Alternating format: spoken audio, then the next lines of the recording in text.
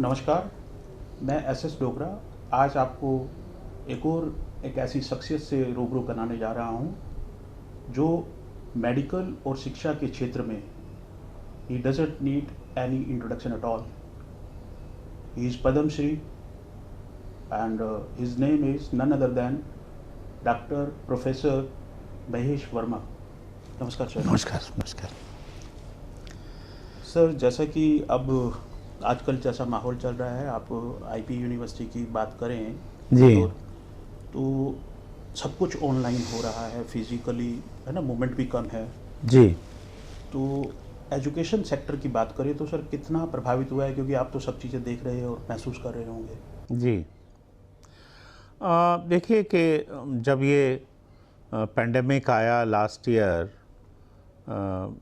फरवरी में केसेस आने शुरू हुए थे और मार्च में आई थिंक मार्च के आखिर में शायद 24 मार्च को या 25 मार्च को जो है लॉकडाउन जो है ये लगाया गया। और ये एक ऐसी चीज़ थी जो जिससे पूरा जो देश है वो वाकिफ़ नहीं था कि ऐसी चीज़ हो सकती है कि पूरा देश क्या पूरा संसार जो है वो थम जाएगा, रुक जाएगा।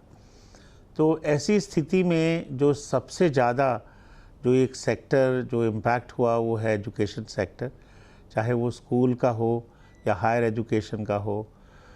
मैं मानता हूँ कि और भी सेक्टर्स हैं जैसे हॉस्पिटैलिटी और ट्रांसपोर्टेशन, ये सब सेक्टर, बट मुझे लगता है जो वास्तव में जो बहुत ही इम्पैक्ट किया है वो बच्चों, करोड़ों बच्चे जो हैं वो जो एक हमारा ट्रेडिशनल मोड है एजुकेशन का, उससे वो वंचित हुए, उसका इफ़ेक्ट हुआ।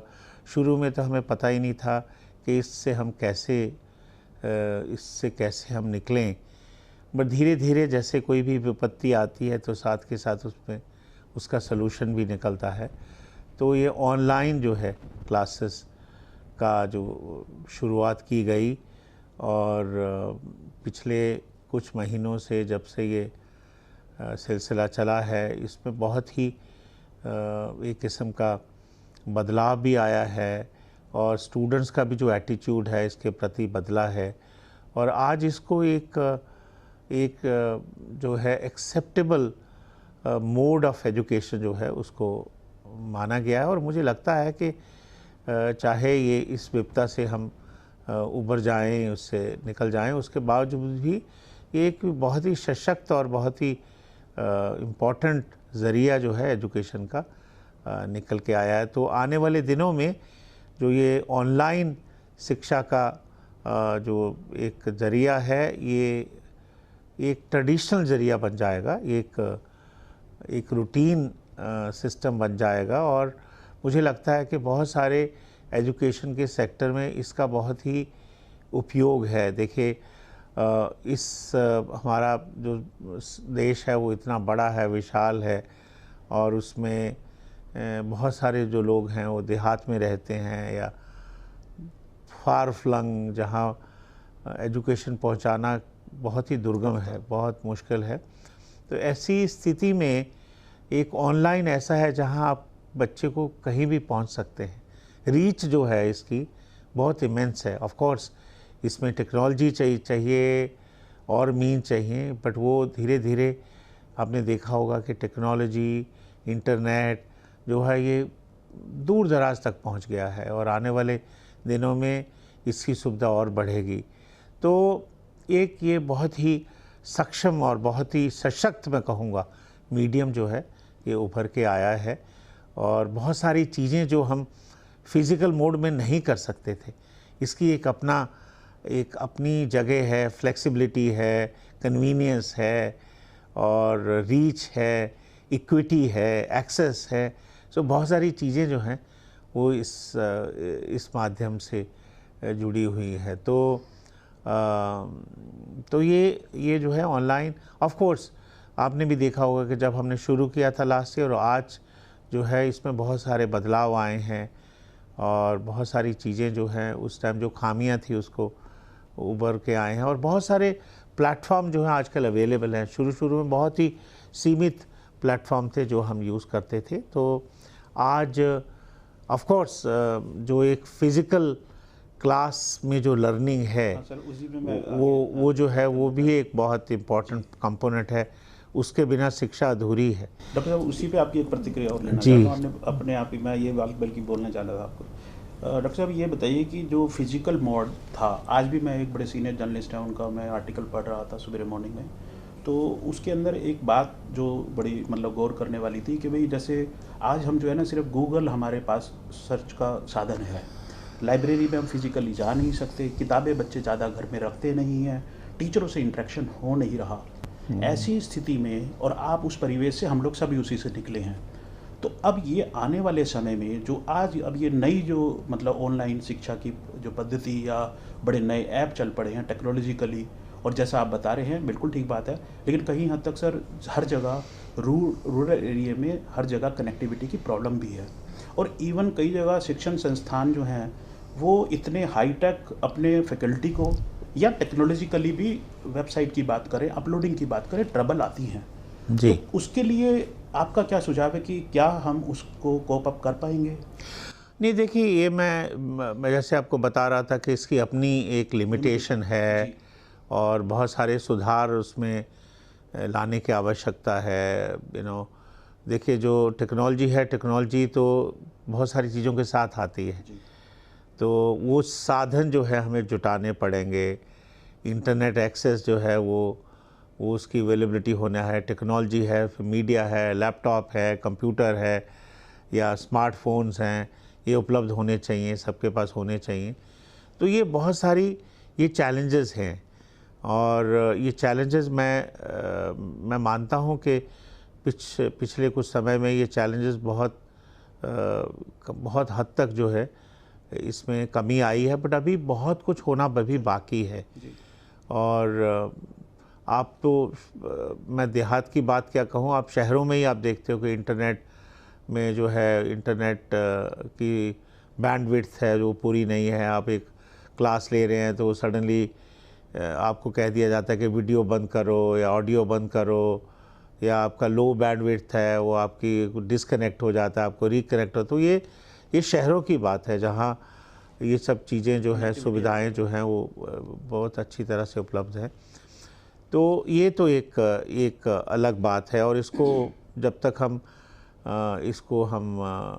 इससे उभरेंगे नहीं तो ये जो है ये बट मुझे पूरा यकीन है कि सरकार और बाकी जब जो ऑर्गेनाइजेशंस हैं, जो शिक्षा से जुड़े हुए जो संस्थान हैं, वो सब इसकी ओर काम कर रहे हैं। मैं बताना चाहूँगा, जैसे हमारे यहाँ यूनिवर्सिटी में बहुत सारे कॉलेजेस हैं, और बहुत सारे कॉलेजेस थोड़े दूर दराज एरिया में भी हैं, थोड़े जो दिल्ली के आसपास गांव है वहाँ हैं, और वहाँ भी बच्चों के पास सीमित साधन हैं। उनके पास जैसे लैपटॉप अवेलेबल नहीं है, और तो हमने यहाँ कोशिश की कि हम जो लैपटॉप की कंपनी है उनसे नेगोशिएट करके एक बहुत रॉक बॉटम प्राइस लेके हम उनको लैपटॉप जो है उपलब्ध कराएं, या जो हम यहाँ से कुछ लैपटॉप हम खरीदें। जैसे हमने एग्ज़ाम्स हमने ऑनलाइन किए थे, तो कुछ बच्चों के पास लैपटॉप नहीं थे, तो हमने कहा वो यूनिवर्सिटी में आके हम उनको लैपटॉप या कंप्यूटर्स उपलब्ध करा सकते हैं, वो इस्तेमाल कर सकते हैं। तो इस तरह के हर सिचुएशन की अलग अलग ज़रूरत होती है, और उसके हिसाब से जो है बंदोबस्त करना होगा। और ये जो चीज़ है जो एक्सेस है, बिकॉज जैसे मैंने कहा कि आने वाले समय में ये जो है एक बहुत ट्रेडिशनल मोड होने वाला है। ये तभी कामयाब होगा तब ये जो चीज़ें हैं, जो चैलेंजेस हैं, इससे हम उभरेंगे। दूसरा रहा जो फिज़िकल मोड ऑफ एजुकेशन है, देखिए उसका तो कोई रिप्लेसमेंट नहीं है। हम स्कूल जाते हैं, कॉलेज जाते हैं, हम पीयर से मिलते हैं, टीचर से मिलते हैं, और वो भी एक लर्निंग है। हम कहा करते हैं कि बहुत सारी लर्निंग क्लासरूम में होती है, और उससे ज़्यादा लर्निंग क्लासरूम के बाहर होती है। जो उनके जो पीयर्स हैं, उनके जो क्लासमेट्स हैं, उनके सीनियर्स हैं, और उन सब से मिलके तो बहुत सारी चीज़ें। शिक्षा सिर्फ मात्र एक कोई सब्जेक्ट स्पेसिफिक नहीं है। एक पूरा ओवरऑल लर्निंग लर्निंग है, फिज़िकल, इमोशनल, मेंटल, और समाज में आपने एक दूसरे से कैसे रहना है, आप एक दूसरे से सीखते हैं। देखिए जो ये हायर एजुकेशन के इदारे हैं, हायर एजुकेशन इंस्टीट्यूशंस हैं, उसमें बच्चे जो हैं डिफरेंट बैकग्राउंड से आते हैं जी। कोई गांव से आता जी, है और कोई शहर से हाँ, डिफरेंट भाषा, डिफरेंट उनकी वेशभूषा, डिफरेंट बैकग्राउंड और डिफरेंट कल्चर, डिफरेंट उनके डिफरेंट मैनर्स। तो ये सब ये यहाँ आके उनका एक संवहन होता है जी। और हर बच्चा एक दूसरे से सीखता है, यही एक समाज है। समाज में हम रहते हैं, मिलजुल के कैसे रहना है, एक दूसरे से कैसे बर्ताव करना है, यही समाज है। तो ये शिक्षा का भी एक अपना समाज है। जी। तो ये बहुत ही इम्पोर्टेंट कंपोनेंट है और पिछले कुछ महीनों से ये जो कंपोनेंट है बच्चों में बहुत मिसिंग है। इनफैक्ट अब मैं आपको शेयर करना चाहूँगा कि हमारे यहाँ हमने बहुत सारे मेंटल हेल्थ, ताकि बच्चे जो हैं सही रूप में रहें, सही सोच उनकी रहे, बनी रहे, तो बहुत सारे मेंटल हेल्थ पे, मोटिवेशन पे, साइकोलॉजिस्ट की हेल्प से, साइकियाट्रिस्ट की हेल्प से बहुत सारे बच्चे जो थोड़ा सा लो हो जाते हैं उनको कैसे हम हैंड होल्ड कर सकें, कैसे हम सपोर्ट कर सकें, वो भी हमने इस कुछ महीनों में किया। और मुझे मालूम है कि सारी यूनिवर्सिटीज़ ने और सारे ऑर्गेनाइजेशन ने भी सब किया होगा। ऐसा नहीं कि हमने ही किया, ये सभी ने किया होगा, क्योंकि ये भी एक बहुत ज़रूरी है कि अभी आपने देखा होगा कि जैसे ही लॉकडाउन हटा तो हज़ारों लोग शिमला पहुंच गए, हज़ारों लोग बाज़ारों में आ गए, क्योंकि लोग इतने देर से जो थे वो ऊब चुके थे, है ना। तो एक ये मेंटल वो है कि मिलना, एक दूसरे से मिलना और समाज में एक दूसरे से कनेक्ट करना, ये भी एक बहुत इम्पोर्टेंट अहम हिस्सा है।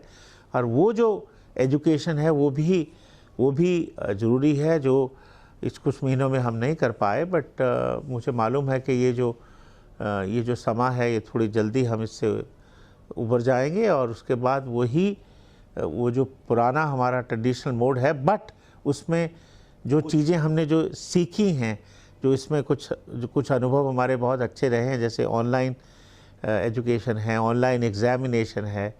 तो देखो पहले एग्ज़ाम हम पेन एंड पेपर मोड से देते थे, तो उसमें बहुत सारा समय, धन और एफर्ट्स लगते थे। आज देखो कोई भी बच्चा जो है प्रॉक्टर्ड मोड पे घर बैठे इम्तहान दे सकता है, उसको आने की ज़रूरत नहीं है।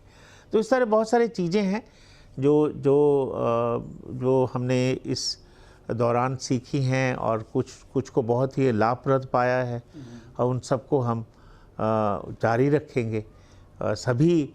और हमारी नई शिक्षा प्रणाली भी आ रही है, NEP भी आ रही है, उसमें भी बहुत सारे नई चीज़ें उसमें कही गई हैं और बहुत सारे नए प्रयोग जो हैं शिक्षा में होने जा रहे हैं। मल्टी स्पेशलिटी, आप अपने कहीं भी पढ़ के क्रेडिट आप एक्वायर कर सकते हैं, वो क्रेडिट आप अपने साथ ले जा सकते हैं, दूसरे इंस्टीट्यूशन में जा सकते हैं। आप पहले क्या था कि आपने अगर एक आपने दायरा ढूंढा, एक कोर्स आपने लिया था, उसी में ही आप बंद के रह जाते थे। अब उसको छोड़ के आप दूसरे में जा सकते हैं और वहाँ से क्रेडिट करके वापस आ सकते हैं। तो एक फ्लेक्सिबिलिटी, मल्टी स्पेशलिटी और बहुत सारी चीज़ें जो है न्यू एजुकेशन पॉलिसी में है। और तो इससे भी ये भी एक नई चीज़ है। तो कोरोना ने भी हमें कुछ सिखाया है और बाकी ये जो नई एजुकेशन पॉलिसी आ रही है उससे भी बहुत सारी चीज़ें हम सीखेंगे और प्रयोग में लाएंगे, जैसा उसमें कहा गया है। और तो उससे एक शिक्षा का नया स्वरूप जो है, एक नया रूप जो है वो बदल के आएगा। डॉक्टर साहब, एक क्वेश्चन और आपसे मैं करना चाहता हूँ कि जो अभी जहाँ तक आपके कुछ कोर्सेज जो नए इंट्रोड्यूस हुए हैं, तो क्या वो न्यू एजुकेशन पॉलिसी को ध्यान में रखते हुए किए हैं या ये जो एनवायरनमेंट नया क्रिएट हुआ? नहीं, देखिए न्यू एजुकेशन पॉलिसी कोई ऐसा नहीं कहती कि आप कोई पर्टिकुलर कोर्स करें, बट वो कहती है कि जो एजुकेशन है वो मल्टी स्पेशलिटी होनी चाहिए, है ना।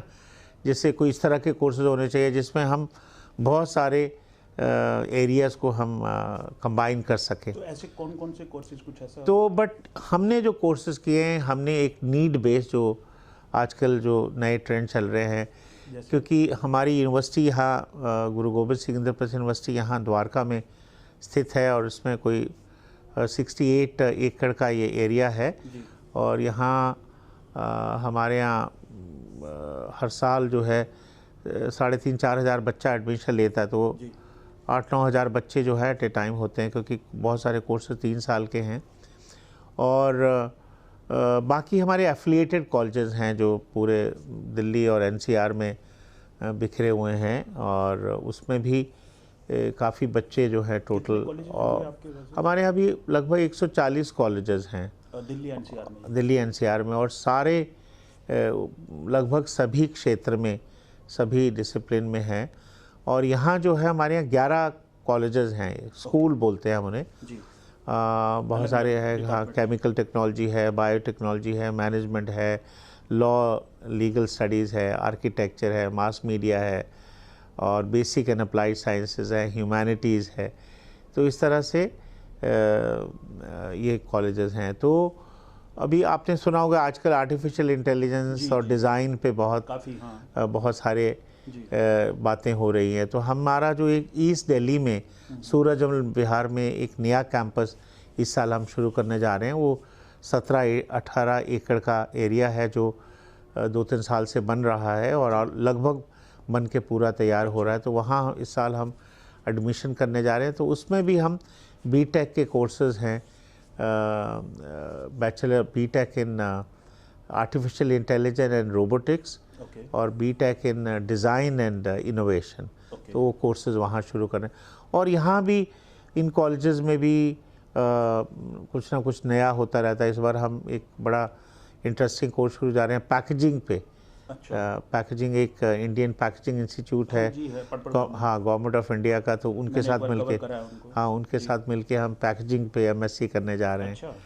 तो और यहाँ भी मैनेजमेंट, हमारा जो स्कूल है, मैनेजमेंट स्कूल है, उसमें हमने हेल्थ मैनेजमेंट पे नए कोर्सेज शुरू किए हैं, और डाटा एनालिसिस एनालिटिक्स पे किया है, इक्विटी पे। तो इस तरह के कुछ ना कुछ नई नई चीज़ें होती रहती हैं। अब हमारे यहाँ बहुत बढ़िया डिसास्टर मैनेजमेंट का सेंटर है, और फार्मास्यूटिकल का सेंटर है।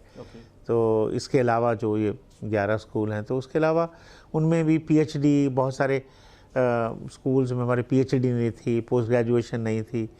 आर्किटेक्चर स्कूल में हमारे यहाँ पीएचडी नहीं थी, पोस्ट ग्रेजुएशन। तो वो सब चीज़ें हर साल कुछ ना कुछ नया ऐड करते रहते हैं। तो ये और बहुत सारी चीज़ें जो हैं, जो हमें लगता है कि जहाँ स्टूडेंट्स की जिज्ञासा कम है, इंटरेस्ट कम है, उनको वाइंड अप कर देते हैं, और जो नई चीज़ें जो उभर के आती हैं वो शुरू करते हैं। तो एक ऐसा प्रणाली है, एक ऐसा क्रम है जो चलता रहता है। तो कुछ आप जो है, जैसे आपने बोला बच्चों को प्रमोट करने के पॉइंट ऑफ व्यू से, तो क्या कुछ फेलोशिप वगैरह का भी कोई आपके पास ऐसा? नहीं, देखिए, हमारे यहाँ सरकार की एक बहुत ही अच्छी स्कीम है, मेरिट कम मीन्स स्कॉलरशिप। तो जितने भी गरीब बच्चे होते हैं, एक तो देखिए आईपी यूनिवर्सिटी एक किस्म की सरकारी यूनिवर्सिटी है, और इसकी फ़ीस जो है बहुत ही सीमित है, बहुत ही लिमिटेड है। अगर आप कंपेयर करें फ़ीस जो आसपास के और यूनिवर्सिटीज़ हैं उससे बहुत कम है। तो एक तो ये बात है।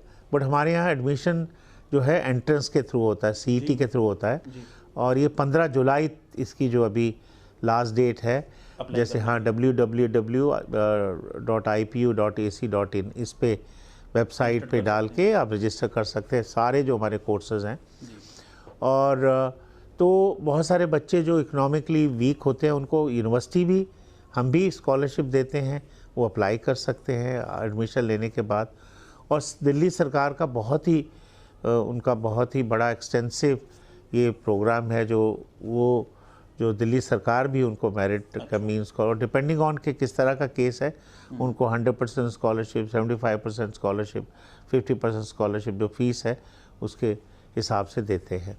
तो ये भी एक आईपी यूनिवर्सिटी में एडमिशन लेके एक बहुत ही यानी एक अट्रैक्शन है कि अगर वो आप यहाँ एडमिशन लेंगे तो आपको ये इस स्कॉलरशिप जो है उस वो उपलब्धि हो सकती है। एकेडमिक के अलावा अभी रिसेंटली आपके यहाँ कोई ओपन थिएटर वगैरह का ऐसा कोई भी पीछे अभी नहीं अभी, हाँ क्या? देखिए ऐसा है कि कोई भी यूनिवर्सिटी है उसमें उसका जो इंफ्रास्ट्रक्चर है वो उसको हमें और स्ट्रॉन्ग या और एक्सपैंड करते रहना चाहिए। तो अभी कुछ जब से मैं आया हूँ तो हमारी कोशिश रही है कि क्योंकि ये यूनिवर्सिटी लगभग नाउ जो ये यहाँ का जो कैंपस है वो 10-12 साल पुराना हो गया है, तो हम चाहते हैं कि पूरे हमारे क्लासरूम, हमारे लेक्चर थिएटर, वो सारे उसको हम रेनोवेट करें। अभी हमने 650 नए कंप्यूटर ख़रीदे हैं। अच्छा। और लैब्स में हम वो कंप्यूटर लगा रहे हैं और भी जगह जो कंप्यूटर्स और भी हम खरीदेंगे। तो देखिए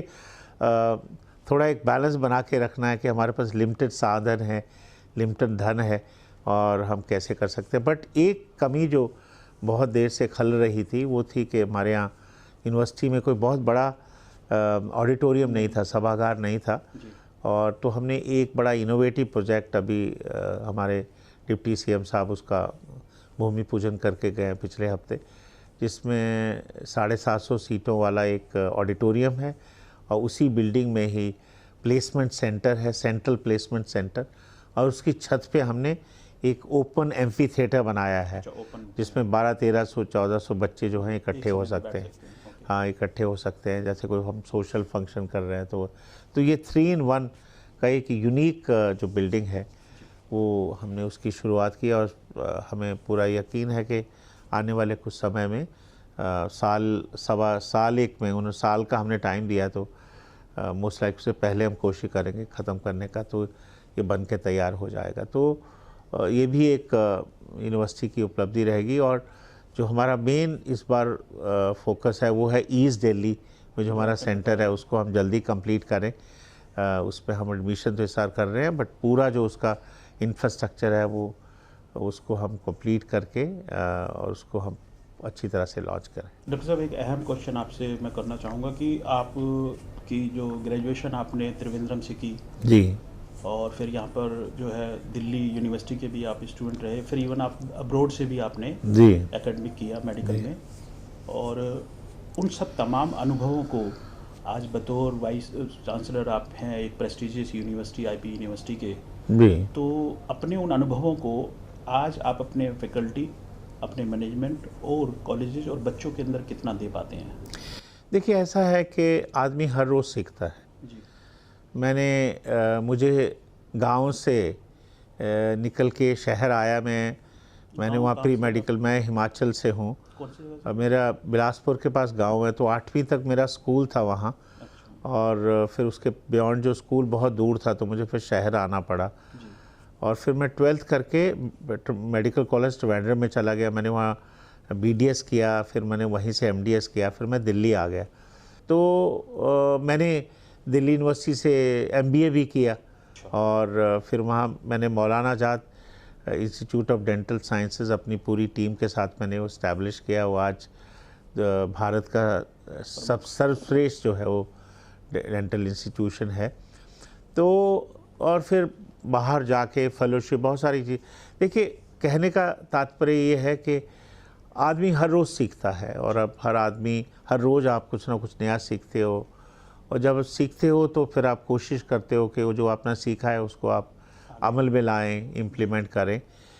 तो ये सब चीज़ें जो है वो थोड़ा आपको कहीं ना कहीं आपको और मैच्योर करती हैं, और चीज़ें आपके जहन में आती हैं, तो आप उसको ओबियसली उसको जो एक्सपीरियंस आपको सब कुछ सिखाता है, तो एक्सपीरियंस से है। और बाकी देखिए हर इंस्टीट्यूशन की एक स्पेसिफिक सिचुएशन होती है, स्पेसिफिक उसको डायरेक्शन की ज़रूरत होती है। तो इसके लिए कोई आपको कोई कुक बुक रेसिपी नहीं होती कि आप वो पढ़ के आप करेंगे, सिचुएशन के हिसाब से है। और बट ये मुझे लगता है कि कोई भी आदमी जो है उस सिचुएशन में अपने आप को ढाल के उसको रूपरेखा दे सकता है अपनी समझ से। तो ऐसा मैं नहीं कहूँगा कि मेरे में कोई ऐसी एक्सेप्शनल कोई ऐसी योग्यता है या गुण है कि मैं ही कर सकता हूँ। मुझे लगता है मेरे से पहले भी जो यहाँ वाइस चांसलर थे उन्होंने भी बहुत अच्छा काम किया है, और मैं भी चाहूँगा कि जो अच्छा काम पहले हुआ है और भी हम उस कामों को और बढ़ाएं और नई नई चीज़ें करें, हम नए नए कोर्सेज़ करें। अब न्यू एजुकेशन पॉलिसी है, उसको हम किस तरह से पूरी लेटर एंड स्पिरिट से हम उसको इम्प्लीमेंट करें, और कैसे हम एक पूरे एजुकेशन सिस्टम को स्ट्रेंथन करें। और साथ ही उसमें क्या होगा कि देखो, ये जब एक इंडस्ट्री स्ट्रेंथन होती है, एक पूरा सिस्टम स्ट्रेंथन होता है, तो आप भी स्ट्रेंथन होते हो, you go hand in hand. अगर आप सिस्टम को स्ट्रेंथन करेंगे तो ओबियसली आपका जो ऑर्गेनाइजेशन है वो भी साइमल्टेनियसली स्ट्रेंथन होगा। तो इसी को मद्दे रखते हुए कोशिश है कि आने वाले समय में हम और भी चीज़ें करें, और भी जो हमारे ऑब्जेक्टिव्स हैं, और भी जो हमारा मिशन है, जो है हमारा मिशन एंड विज़न जो है हमारा ऑर्गेनाइजेशन का, उसको हम उस पे हम खरा उतरें। Dr. Sir, one more question. Actually, nowadays everything is going online. Your classes, your faculty. Have you any plan to train them, because sometimes students as well as faculty face a lot of problems. So on that issue, what is your own opinion about, and what is your preparation about? नहीं, देखिए, कोई ऐसा training तो, ये चीज़ें जो हैं on the job training होती हैं। इनफैक्ट आजकल के जो यंगस्टर्स हैं वो बड़े टेक्नो सावी है। मुझे लगता है कि कभी टीचर्स को दिक्कत आती है, स्टूडेंट्स को दिक्कत इतनी ज़्यादा नहीं आती, क्योंकि वो बहुत आजकल टेक्नोलॉजी से जो है उसको यूज़ करने में सक्षम है। पर देखिए, ये है कि ये तो मुझे लगता है कि थोड़े दिन और चलेगा, उसके बाद कुछ एक कंपोनेंट होगा पढ़ाई का जो ऑनलाइन होगा, और बाकी का कंपोनेंट जो है, जो एक ट्रेडिशनल बोर्ड था उसी से होगा। तो जब तक ये जो सेंसिटिव पीरियड है, जो पेंडेमिक का पीरियड है, वो चल रहा है, जब तक तो हमें इसको हमें चालू रखना होगा। और मुझे पूरा यकीन है कि आने वाले सत्र, जो एकेडमिक सत्र हमारा 21-22 का है, जो अभी सितंबर अक्टूबर से शुरू हो जाएगा, उसमें मुझे लगता है कि धीरे धीरे जो चीज़ें खुलेंगी और बच्चे जो हैं एक पहला जो ट्रेडिशनल मोड था उससे आएंगे और उससे शिक्षा प्राप्त करेंगे। बट हाँ, ये है कि क्योंकि मैंने जैसे आपको कहा कि ये आने वाले समय में ऑनलाइन और जो ये डिजिटल मोड या इंटरनेट बेस्ड जो एजुकेशन है, वो एक बहुत अहम हिस्सा बनने जा रही है एजुकेशनल इंस्टीट्यूशन में। तो इसके लिए हमें एक परमानेंट प्रबंध करने होंगे, इंफ्रास्ट्रक्चर अपना रोबस्ट करना होगा। हर कॉलेज में, हर स्कूल में एक इस तरह का सेंटर हो, एक तरह का फैसिलिटी हो जहाँ टीचर और स्टूडेंट जो हैं वो टीचर लेक्चर दे सके, और इस तरह का एक, क्योंकि अभी तो ये किस्म का मेक शिफ्ट अरेंजमेंट है ना, अभी कोई हम इसको कहीं भी बैठ के, हाँ ना, तो उसको एक हमें पूरा ये प्रॉपर फॉर्मल एक प्रोसेस होना चाहिए। और मुझे पूरा यकीन है कि आने वाले समय में, और NEP पॉलिसी में भी, एजुकेशन पॉलिसी में भी इस पे काफ़ी एम्फेसिस है, तो ये जो है एक उभर के आएगा। और हम भी यहाँ कोशिश कर रहे हैं कि हर स्कूल में हमारे पास इस तरह की फैसिलिटीज़ हो, इस तरह के सेंटर्स हो, जहाँ जो हैं एक बड़े तरीके से, बिकॉज़ ये जो ऑनलाइन है, ये सिर्फ करंट एजुकेशन नहीं, बट आपके जैसे उसके बाद कंटिन्यूइंग एजुकेशन है, आपको रिफ़्रेशिंग एजुकेशन है, आपको बहुत सारी चीज़ें। और जैसे अगर आज मैं चाहता हूँ कि कोई अमेरिका का टीचर जो है मेरे स्टूडेंट्स को लेक्चर दे, तो एक इसी से ही पॉसिबल है। तो उसके लिए एक मुझे पूरा सिस्टम बनाना होगा, ताकि मेरे बच्चे प्रॉपरली उस लेक्चर को जो है एक मेक शिफ्ट नहीं, एक प्रॉपर तरीके से हम वीडियो कॉन्फ्रेंसिंग या इस तरह इंटरनेट से हम उसको वो अटेंड कर सकें। तो ये बहुत इम्पोर्टेंट मुद्दा है, और मुझे आई एम वेरी श्योर कि ये सारी यूनिवर्सिटीज़ इस डायरेक्शन में काम करेंगी, और हम भी, हमारी यूनिवर्सिटी भी, हम भी इसमें हमारा प्रयास जारी है कि हम इस तरह की जो फैसिलिटी है हम सेटअप करें। तो डॉक्टर साहब, आपका क्या मानना है कि आने वाले समय में, बस लास्ट आपसे, कि आने वाले समय में जैसे ऑनलाइन से भी काफ़ी लोग अवगत हो गए, जैसे आपने बोला ये एक्सपेरिमेंटली सही, लेकिन कहीं ना कहीं अब जो है ये रूटीन वाला काम होने जा रहा है, जैसे आपका कहना है। आप खुद स्वयं जो है विदेश में भी पढ़े हैं, और आज जो विदेशी, पहले लोगों को बड़ा चार्म होता था विदेश में पढ़ने का, तो क्या ऑनलाइन से ऐसे भी ऑप्शन खुल जाएंगे क्या भाई आप यहाँ से बैठे भी उसका वो लाभ ले सकते हैं? नहीं, ऐसा हो रहा है ना। पिछले साल भी जो बच्चे हमारे यहाँ बाहर जाते थे, बाहर की यूनिवर्सिटीज़ में, जी देखिए बाहर की यूनिवर्सिटी बहुत सारे इंडियन स्टूडेंट्स पे चलती हैं, जी चाहे यूएसए हो, चाहे यूके हो, चाहे ऑस्ट्रेलिया हो। तो इंडियन स्टूडेंट्स का एक बहुत बड़ा जो कंपोनेंट है इन यूनिवर्सिटीज़ में एडमिशन लेता है। और तो लास्ट ईयर भी क्या हो कि बच्चे जा ना पाए, तो उनका जो फर्स्ट सेमेस्टर था वो टोटली ऑनलाइन था। इस साल भी मुझे लगता है कि बाहर की जो यूनिवर्सिटीज़ है उन्होंने कहा कि आप एडमिशन ले लीजिए, बट आपका जो पहला सेमेस्टर है वो ऑनलाइन रहेगा। तो ये जो है ये जो मोड है, ये मीडियम है, ये सिर्फ इसी के लिए सीमित नहीं है। मुझे लगता है कि ये बहुत ही एजुकेशन का एक इंटीग्रल पार्ट होने वाला है। जी, लेकिन एजुकेशन के ऊपर लोगों को फ़ीस के लिए बड़ी समस्याएं आई, पेरेंट्स के लिए, कई लोगों की जॉब चली गई, या जो आप जैसे इंस्टीट्यूशन है वहाँ पर लोगों ने एडमिशन्स की हिम्मत नहीं हुई करने की। ऐसी एडवर्स इस सिचुएशन में आप लोगों ने क्या तैयारी करी है और आप पेरेंट्स से क्या एक्सपेक्ट करते हैं? देखिए, ऐसा है, मैं ये मानता हूँ, देखो ये बड़ी अजीब सी सिचुएशन है कि किधर स्टूडेंट फ़ीस देते हैं और जो बहुत सारे इंस्टीट्यूशन जो प्राइवेट सेक्टर में हैं या सेल्फ फाइनेंसिंग मोड में हैं, उसी फीस से वो कॉलेज चलते हैं।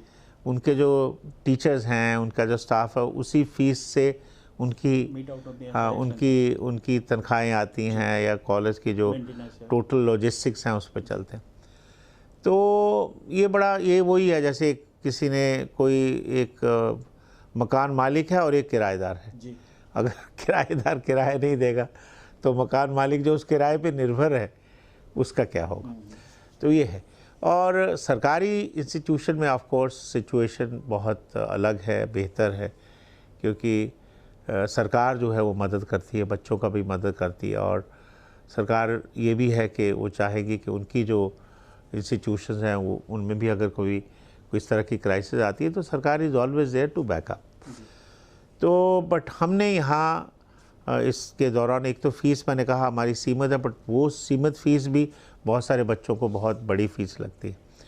तो हमने कोशिश की कि उनको हम फ़ीस को इंस्टॉलमेंट में लें या उसको धीरे धीरे उनको थोड़ा कोई रिलीफ दे दें, या वो जो बच्चे हैं जो फ़ीस दे रहे हैं उनको ये हम वजीफ़ा दे दें, या जैसे मैंने कहा कि जो मीन्स का मेरिट का मीन्स जो स्कॉलरशिप्स है यूनिवर्सिटी के अलग हैं, सरकार के अलग हैं, उनमें उनकी मदद की जा सके ताकि उनको वजीफ़ा मिले। तो इस तरह के देखिए फ़ीस माफ़ करना भी एक बहुत बड़ा चैलेंज है कि किसकी फ़ीस माफ़ की जाए। और देखिए हर बच्चा नीडी है, यू नो, ये कहना, हाँ ये बहुत बड़ा टफ़ है, बट हम उसको बच्चे को मदद कर सकते हैं ऐसे जेन्युइन केसेस में, केस टू केस बेसिस पे। कोई ऐसा जेनेरिक इसका, हाँ नहीं, जेनेरिक ऐसा नहीं हो सकता कि कोई केस टू केस, इस तरह कोई स्पेसिफिक केस है तो उसको हम मदद भी कर सकते हैं और उसको कुछ हम रिलीफ भी दे सकते हैं। तो ऐसा हुआ भी है, हमने कुछ केसेस में ऐसे। जैसे अब बस कंक्लूड कर रहे हैं डॉक्टर साहब, जैसे अभी क्या है माहौल बच्चों का स्कूलों में ही जो है फॉरेन लैंग्वेजेस के प्रति काफ़ी रुझान रहता है। आपकी यूनिवर्सिटी से मेरे ख्याल अभी ऐसे कोई कोर्सेज नहीं है, तो क्या आने वाले समय में ऐसा कोई? देखिए हमारी यूनिवर्सिटी जो है मेनली टेक्निकल कोर्सेज है ना। हमारा जो ह्यूमैनिटीज़ और ये सोशल साइंसेज का जो स्कूल है या कंपोनेंट है बहुत कम है। तो हमारी मेनली टेक्नोलॉजिकल इंटेंसिव ज़्यादा है, चाहे वो इंजीनियरिंग हो, केमिकल हो, बायोटेक्नोलॉजी हो, मेडिकल हो, मैनेजमेंट हो, आर्किटेक्चर हो, लॉ हो, तो इसमें बहुत सारा ये है। बट अब जो NEP कहती है उसमें क्या है कि हमें सब चीज़ें करनी होगी, सब चीज़ें रखनी होगी ताकि हम एक मल्टी डिसिप्लिनरी अप्रोच हो। तो आने वाले समय में हम इसको ध्यान में रखेंगे कि ऑलरेडी मेरे मन में है कि ये कंपोनेंट है हमारे बहुत कम है, इसको हम, हाँ इसको हम कैसे बढ़ाएं और कौन कौन से नए एरियाज़ में। देखिए कोई भी कोर्स शुरू करने से पहले हमें फैकल्टी चाहिए, फैसिलिटी चाहिए बच्चों को।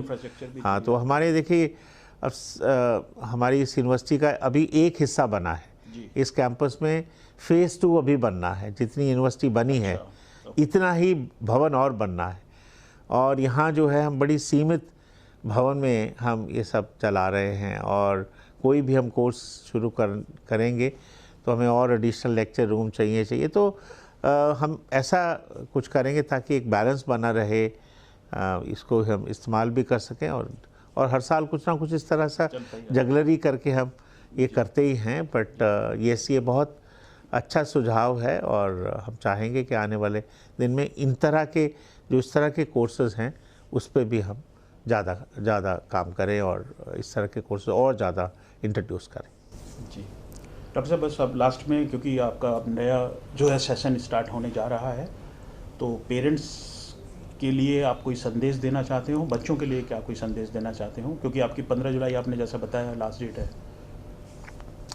देखिए, बच्चों के लिए संदेश यही है कि एक तो बच्चा धैर्य रखे, धैर्य से काम ले, और बहुत सारे बच्चे जो हैं इस टाइम पे या जब से ये इस तरह का जो समय चल रहा है, थोड़ा सा उनकी जो मानसिक जो व्यथा है वो थोड़ा सा वो सोचने लगते हैं या लिटिल लो है।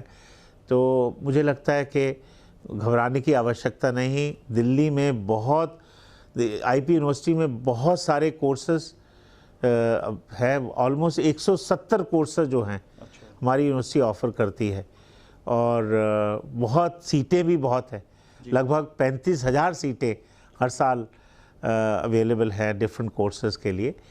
और दूसरा ये है कि हमारी फ़ीस भी, जैसे मैंने कहा कि एक सीमित फ़ीस है, रीजनेबल फ़ीस है एज़ कम्पेयर टू बाकी यूनिवर्सिटीज़। सो धैर्य रखें, आप कोर्सेज़ के लिए अप्लाई करें, और सीईटी कुछ 2 तरह के हमारे यहाँ एडमिशन है। कुछ एडमिशन तो जो नेशनल लेवल टेस्ट होते हैं उसके बेसिस पे होते हैं, जो एक पॉलिसी है कि एक स्टूडेंट को एक ही टेस्ट देना पड़ेगा, जैसे मेडिकल है उसको नीट देना है, और नीट से एडमिशन होगी सारे कॉलेजेस में।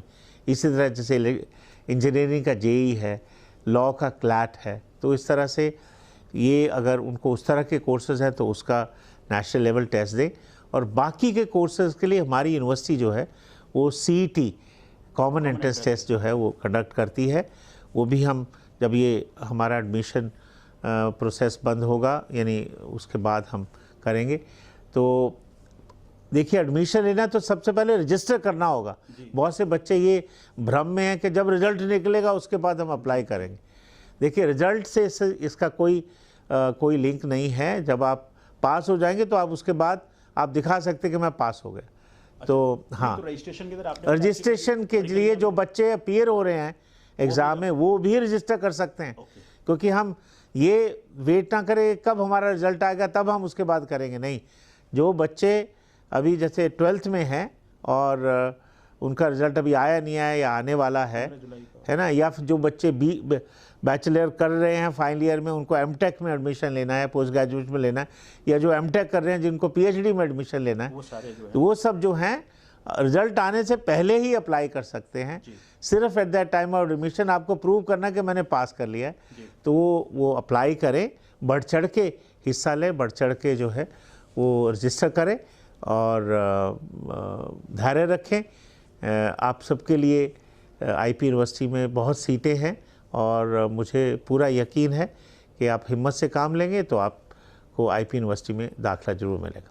All the best.